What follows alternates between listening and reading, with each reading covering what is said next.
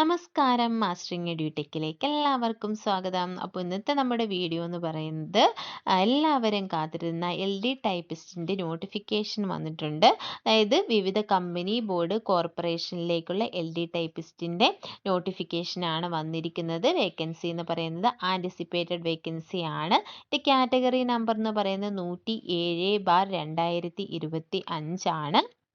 അതുപോലെ തന്നെ നമ്മുടെ കേരള സ്റ്റേറ്റ് പൗൾട്രി ഡെവലപ്മെൻറ്റ് കോർപ്പറേഷനിലേക്കുള്ള ലോവർ ഡിവിഷൻ ടൈപ്പിസ്റ്റിൻ്റെ നോട്ടിഫിക്കേഷനും വന്നിട്ടുണ്ട്. ഇതിൻ്റെ കാറ്റഗറി നമ്പർ എന്ന് പറയുന്നത് 106/2025 ആണ്.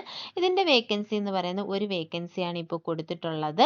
അതുപോലെ തന്നെ ക്വാളിഫിക്കേഷൻ എന്ന് പറയുന്നത് പൗൾട്രി ഡെവലപ്മെൻറ്റ് കോർപ്പറേഷനിലാണെന്നുണ്ടെങ്കിൽ +2ഉം അതുപോലെ തന്നെ KGTE ലോവർ ആണ് ചോദിച്ചിട്ടുള്ളത്. മലയാളം ലോവറും ഇംഗ്ലീഷ് ലോവറുമാണ് പറഞ്ഞിട്ടുള്ളത്. ഇക്വലന്റ് ക്വാളിഫിക്കേഷൻ ഉള്ളവർക്കും അപ്ലൈ ചെയ്യാം.